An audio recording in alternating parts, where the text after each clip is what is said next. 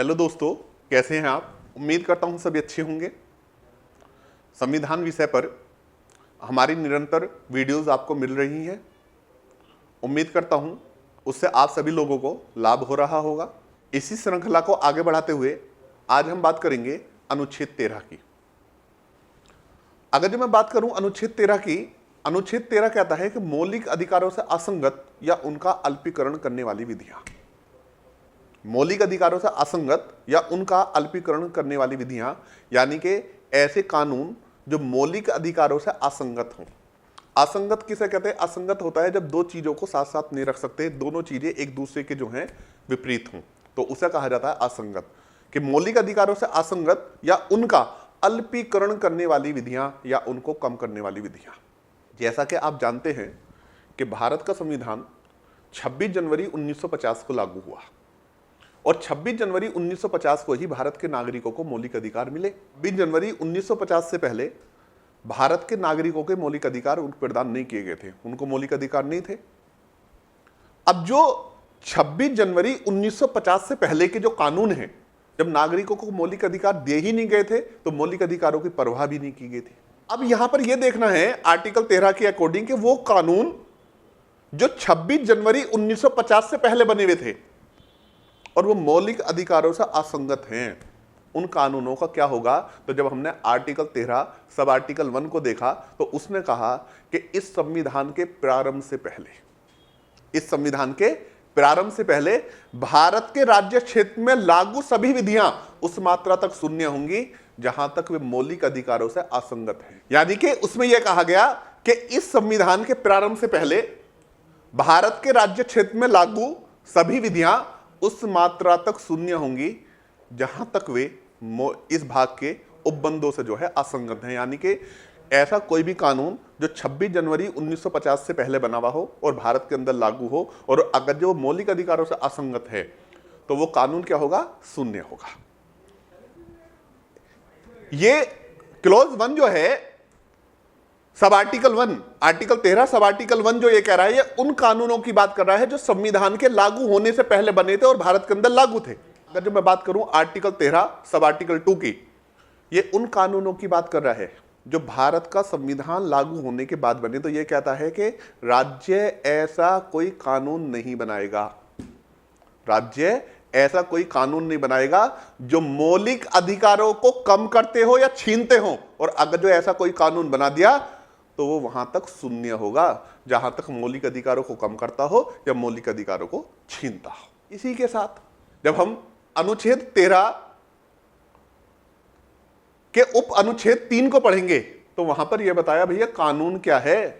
तो वहां पर कह दिया कि कानून के अंतर्गत, विधि के अंतर्गत भारत के राज्य क्षेत्र में विधि का बल रखने वाला कोई भी आदेश, अध्यादेश, नियम, विनियम, उपनियम, विधि, उपविधि जो भी हैं, अगर जो या प्रथा, रूढ़ी जो भी है, अगर जो इससे मौलिक अधिकारों का उल्लंघन हो रहा है तो वो क्या होगी?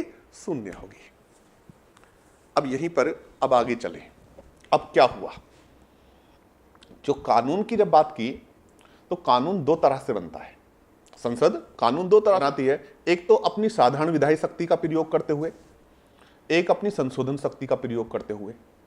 तो यहां पर यह सवाल हुआ कि 13 के अंदर जो विधि शब्द है, इसके अंदर कौन सी विधि आती है? क्या इसके अंदर वो विधि आती है जो संसद ने अपनी साधारण शक्ति का प्रयोग करते हुए बनाई हो, या इसके अंदर वो विधि भी आती है कि जो संसद ने अपनी संविधान संशोधन की शक्ति का प्रयोग करते हुए बनाई हो? तो यहां पर एक केस आया, केस का नाम था संघवी प्रसाद वर्सेस यूनियन ऑफ इंडिया, 1951 का केस था। इसमें यह कहा गया कि अनुच्छेद 13 के अंदर जो विधि है, विधि शब्द के अंतर्गत वो विधि नहीं आती जो संसद ने अनुच्छेद 368 के अंतर्गत अपनी संशोधन शक्ति का प्रयोग करते हुए बनाई गई हो, बल्कि अनुच्छेद 13 में जो विधि शब्द है इसका तात्पर्य उस विधि से है जो संसद ने अपनी साधारण विधायी शक्ति का प्रयोग करते हुए कानून बनाया हो। दूसरा केस आया Sajjan Singh versus state of Rajasthan 1965 का। सज्जन सिंह बनाम राजस्थान राज्य का केस आया 1965 में। तो इसमें भी संघवी प्रसाद के केस की ही बात को दोहराई गई और इसमें यह कहा गया जो संशोधन शक्ति का प्रयोग करके जो कानून बनाया है वो अनुच्छेद 13 के अंतर्गत विधि शब्द के अंतर्गत नहीं आता, बल्कि अनुच्छेद 13 में जो विधि शब्द है इसके अंतर्गत वो कानून आता है जो संसद ने अपनी साधारण शक्ति का प्रयोग करते हुए बनाया हो। यानी कि एक तरीके से ये कह दिया कि अगर जो संसद ने संविधान संशोधन की, यानी कि अनुच्छेद 368 के अंतर्गत अपने संविधान संशोधन की शक्ति का प्रयोग करते हुए कोई कानून बनाया है, उससे अगर जो मौलिक अधिकारों का उल्लंघन होता है या वो मौलिक अधिकारों को छीनता है या कम करता है, वो तो शून्य होगा नहीं। अगर जो विधायी शक्ति का प्रयोग करते हुए संसद ने कोई कानून बनाया है, उससे मौलिक अधिकारों का उल्लंघन हो रहा है, तो वो शून्य होगा। ये वाली बात जो है भैया शंकरी प्रसाद और सज्जन सिंह में कह दी। लेकिन इसके बाद आया Golaknath versus state of Punjab. इसने सज्जन सिंह और शंकरी प्रसाद दोनों केसेस को ओवर रूल कर दिया। इसने ये कहा कि कोई भी ऐसा कानून, चाहे तो अनुच्छेद 368 के अंतर्गत संसद ने अपनी शोधन शक्ति का प्रयोग करते हुए बनाया हो या अपनी विधायी शक्ति का प्रयोग करते हुए बनाया हो, अगर जो मौलिक अधिकारों से को छीनता है, कम करता है, मौलिक अधिकारों से असंगत है, तो भैया शून्य होगा। संसद के गलियारों में हलचल।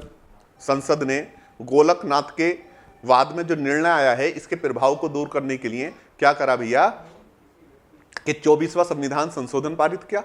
और 24वें संविधान संशोधन के बाद आर्टिकल 13 में एक सब आर्टिकल 4 जोड़ा और इससे यह कह दिया कि इस अनुच्छेद की कोई बात अनुच्छेद 368 के अंतर्गत किए गए भैया किसी संशोधन को लागू नहीं होगी, है ना। तो इस तरीके से ये सब आर्टिकल 4 जो है इसकी संवैधानिकता को चैलेंज किया गया। लेकिन Anant Bharti versus state of Kerala के केस में सर्वोच्च न्यायालय ने कहा 24वां संविधान संशोधन है ये अपने आप में जो है संवैधानिक है। आज इतना ही। आज के बाद फिर आगे डिस्कस करेंगे। जय हिंद, जय भारत।